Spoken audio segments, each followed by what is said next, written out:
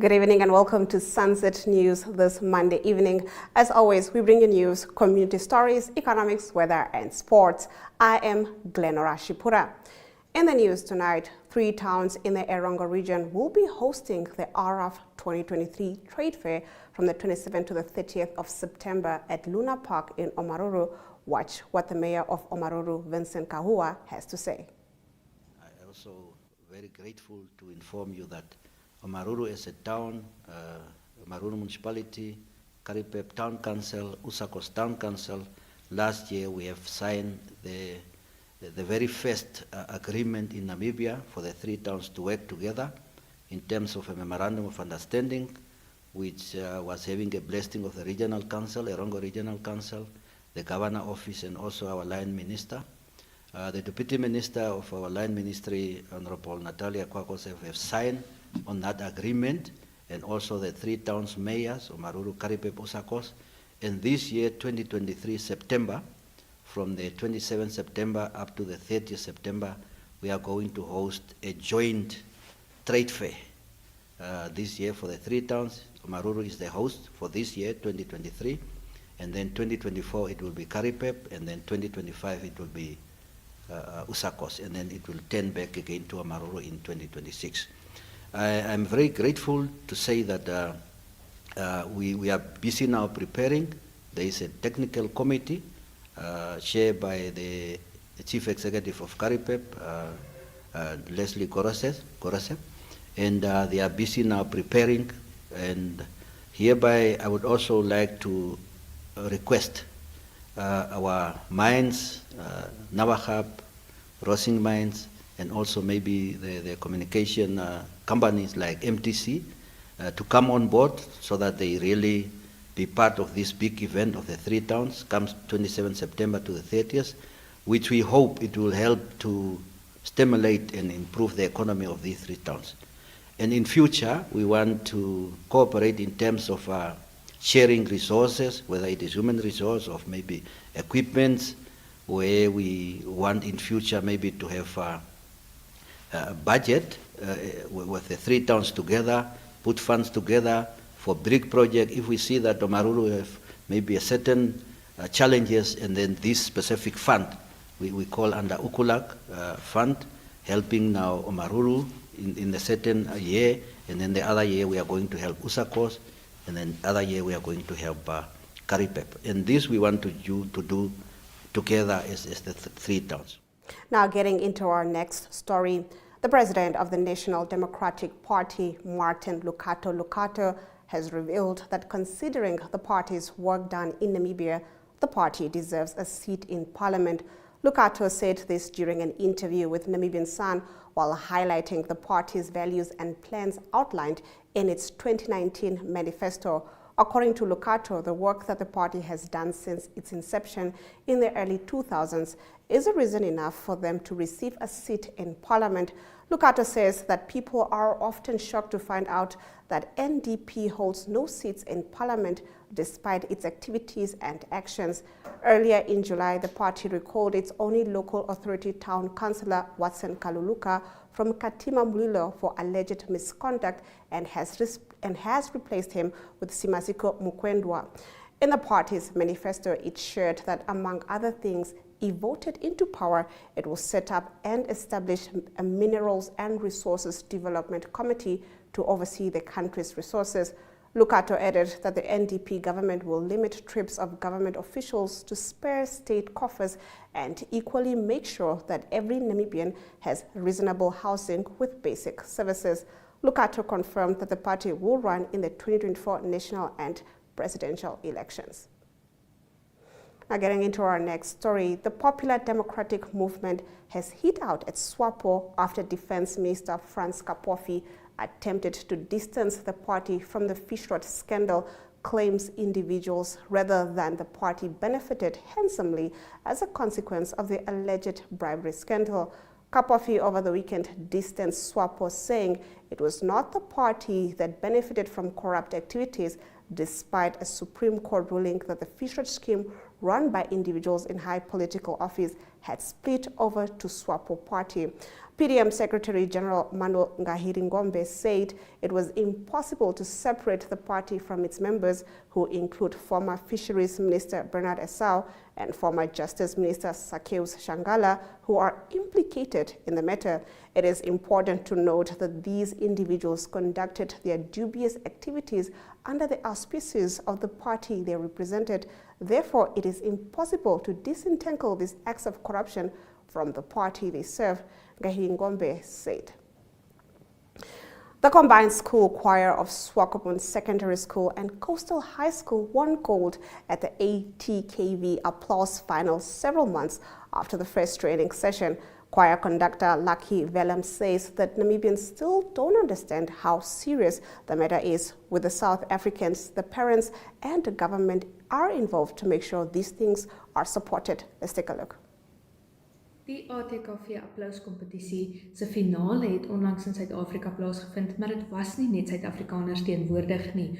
Ons eie Swakopmund Sekondêre Skool se koor, wat 'n gesamentlike hoërskoolkoor is, tussen nou natuurlik Swakopmund Sekondêre Skool en Coastal Hoërskool, beide hoërskole in Swakopmund, het deelgeneem en op die einde van die dag goud verower.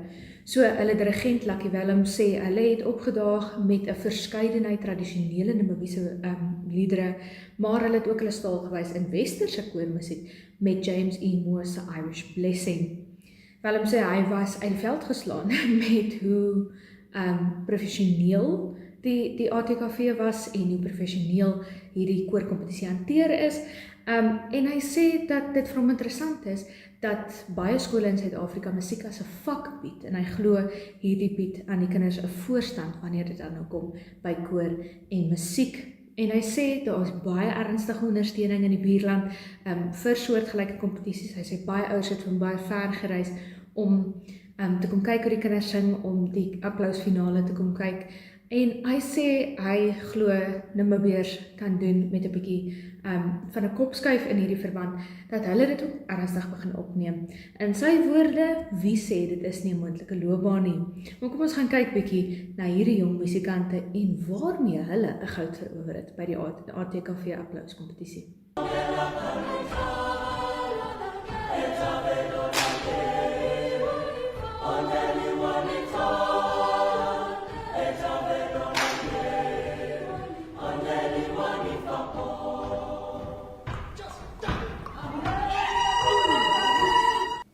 In our Story of the Day segment, an upside-down house is a first for Namibia at a strawberry farm. Do stay tuned for this story on the other side of the break.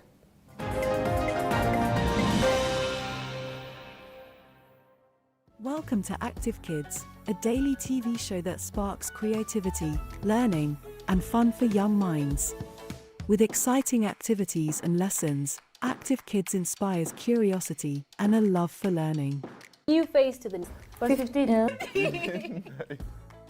The perfect mix of play and education. Don't miss out on the fun. Tune in to Active Kids on NTV every weekday at 10 o'clock and let the adventure begin.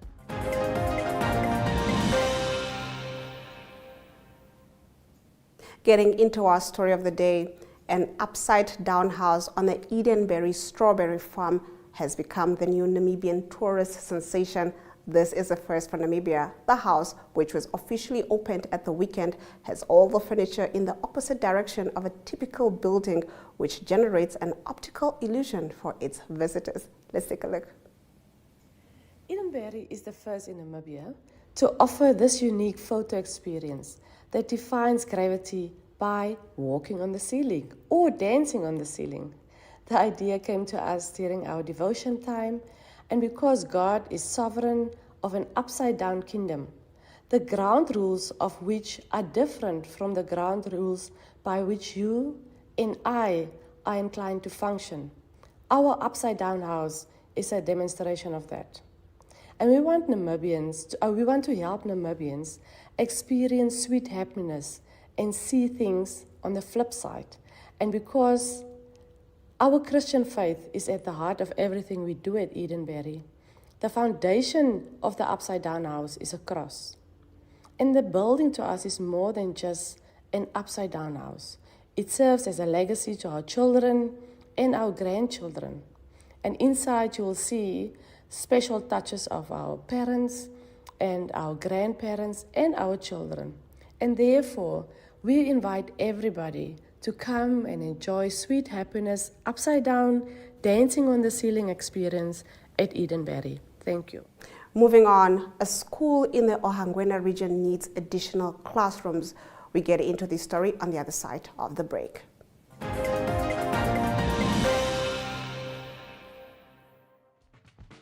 Welcome to My.NA Cars, your ultimate destination for everything automotive.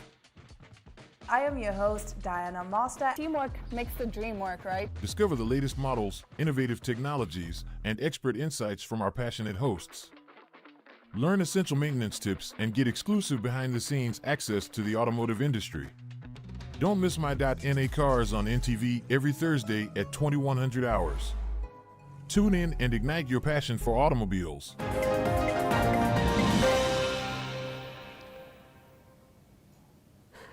Gihifikwa Ndailikana Primary School in Ohangwena region is pleading for any organization to assist the school with a 3-classroom block and some additional ablution facilities to ease the hardship both the teachers and learners are enduring. Dire is the situation that learners at the school are forced to spend most of their break time queuing up to use the toilet. In a letter dated 28th of July 2023, school principal Abet Neho Gihivelekwa has written a letter to private entities explaining the school was established in 2016 and accommodates pre-primary to grade 7. The school has a population of 305 learners, of which 40%, Gihivelekwa said, are learners from the marginalized community. The school is located in the far remote areas of Ohangwena region, approximately 3 kilometers close to the Angola-Namibian borders. Challenges, he said, the school currently has 5 permanent classrooms and 4 sheds that accommodates grades 5 to 7. Now, after the break, we get into your economic news. Do stay with us.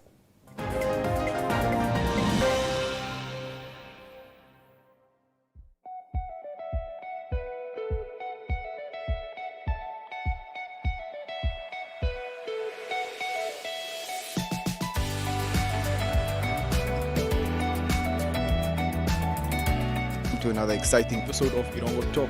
Jou het lees die weer en vertel ook vir julle waar die vis julle moontlik gaan byt.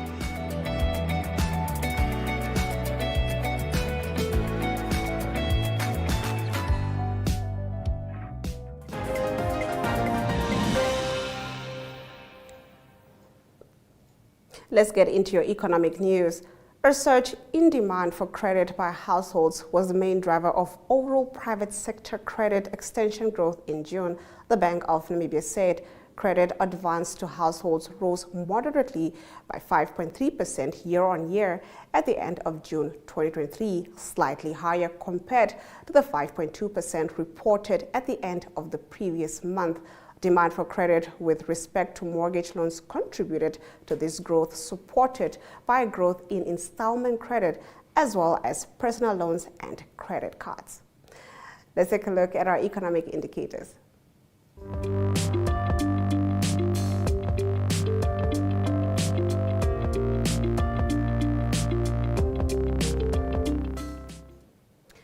The Namibian dollar trades against the British pound at 22.85, against the euro at 19.61, against the US dollar at 17.81, and $2 Namibian and 49 cents gets you 1 Chinese yuan.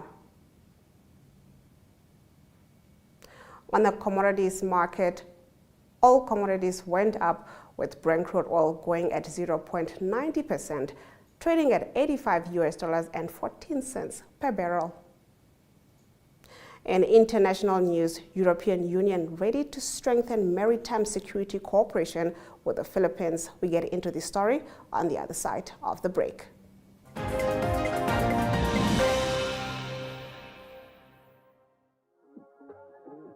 We are so excited to be kickstarting your morning with the entertainment. Everything was happening during this past weekend. Yes. Exciting news. Wow, no, she was killing it already. In my opinion, I don't see anything wrong with him serving the full term. as well as keeping you informed on the issues that you need to know happening in and around our country.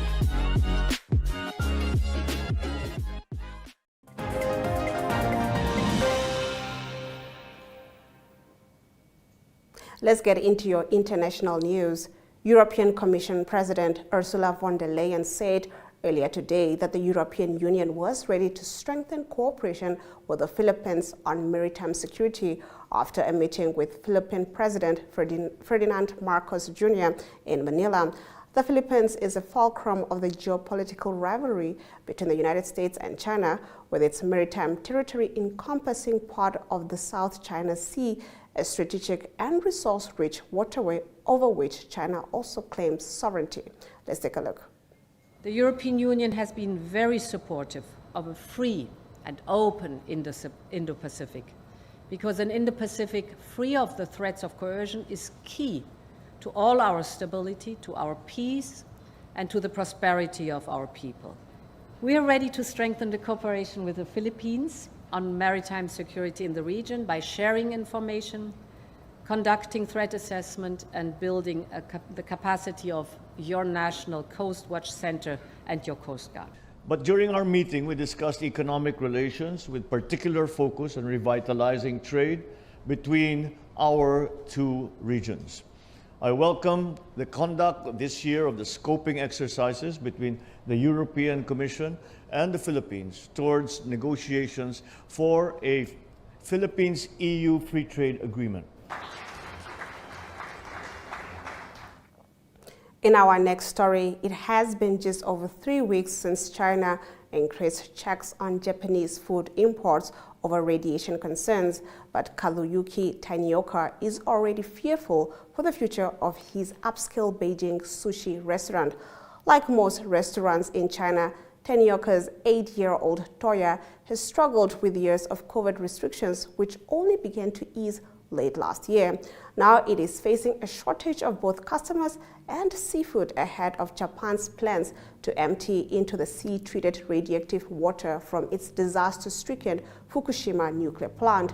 The hardest thing for us now is that we can't purchase any Japanese seafood at all because it's taking so long to clear Chinese customs, said the 49-year-old chef restaurateur from Kumamoto, southern Japan. A spokesman for a large seafood trader said now the wait times at Chinese ports is around 3 weeks. There has been extensive criticism of the Fukushima water release plan from China's foreign ministry and in Chinese state media in recent months, and this coverage surged again around the time when and after the UN nuclear watchdog said it approved of the plan. China is still Japan's biggest seafood export market, but posts and hashtags saying Japanese food is radioactive and should be boycotted are rife on Chinese social media. Japanese restaurants are taking a hit, and Tanioka says customer numbers have plummeted by 90% in his case as a result. Now, customers at Japanese restaurants and supermarkets in Beijing said they approved of the tighter scrutiny by Chinese government, which maintains the water release poses a threat to the environment and human health, and that if Japan goes ahead with its plan, it must bear the consequences. Now, after the break, we get into your weather update. To stay with us.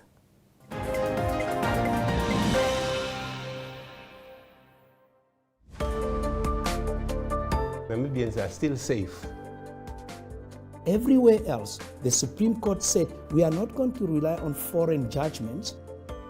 By all means, we try to not make journalists public figures, but at the end of the day, they are. Very good evening. My name is Taiwan Jabala, your host. With their Protestant offsprings. But the implementation, like she's saying, is another thing.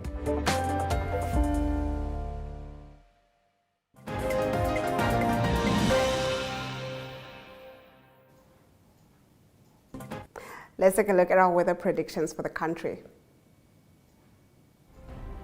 In the northern regions, it is clear conditions throughout the day with a temperature range of 28 degrees Celsius to 30 degrees Celsius.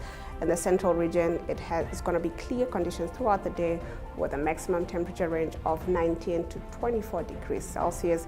The southern region has clear conditions throughout the day with a temperature range of 18 degrees Celsius to 20 degrees Celsius. The coastal region has clear conditions throughout the day with a temperature range of 21 degrees Celsius to 30 degrees Celsius. After the break, we get into your sporting news. To stay with Sunset News.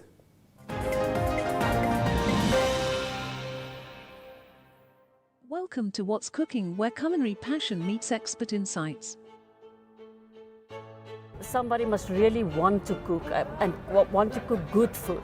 Immerse yourself in the bustling world of professional kitchens as top chefs create mouth-watering dishes. Join us for in-depth interviews as our host explores the experiences and expertise of our guest chefs. Don't miss out.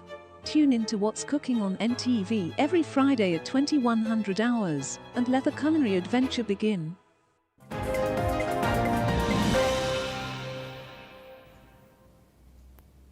Let's take a look at your sporting news brought to you by SportsRep.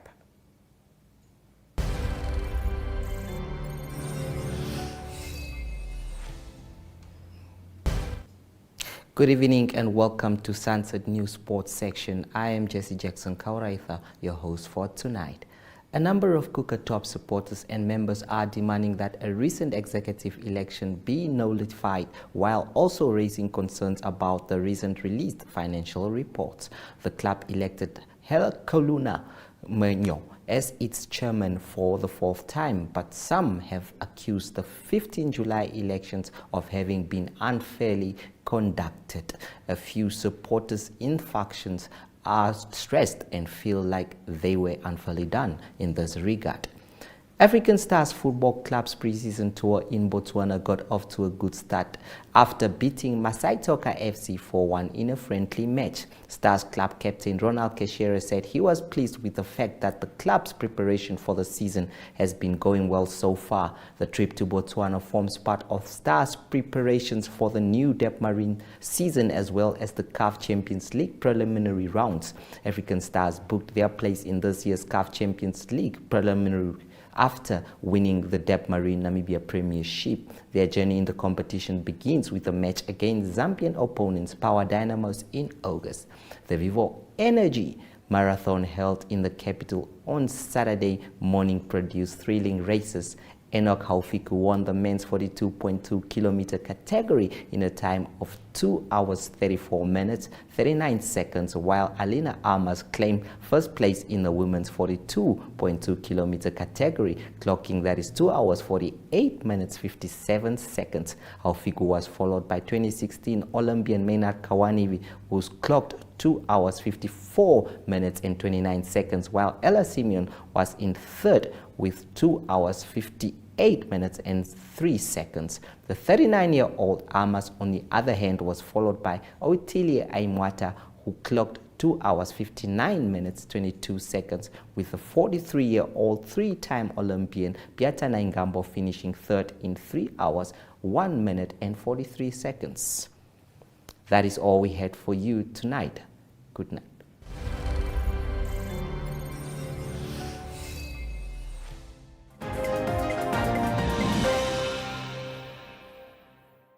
Welcome to Active Kids, a daily TV show that sparks creativity, learning, and fun for young minds. With exciting activities and lessons, Active Kids inspires curiosity and a love for learning. New face to the 115.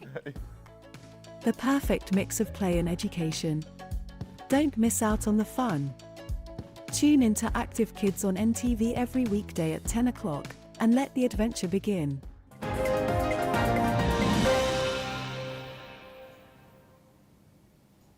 You're still watching Sunset News, and if you have just joined us, worry not, we're getting into your news highlights from today's broadcast. The president of the National Democratic Party, Martin Lukato, has revealed that considering the party's work done in Namibia, the party deserves a seat in parliament. The Popular Democratic Movement has hit out at SWAPO after Defense Minister Frans Kapofi attempted to distance the party from the Fish-Rot scandal, claims individuals, rather than the party benefited handsomely as a consequence of the alleged bribery scandal. A number of KUKA top supporters and members are demanding that the recent executive election be nullified, while also raising concerns about the club's recently released financial reports.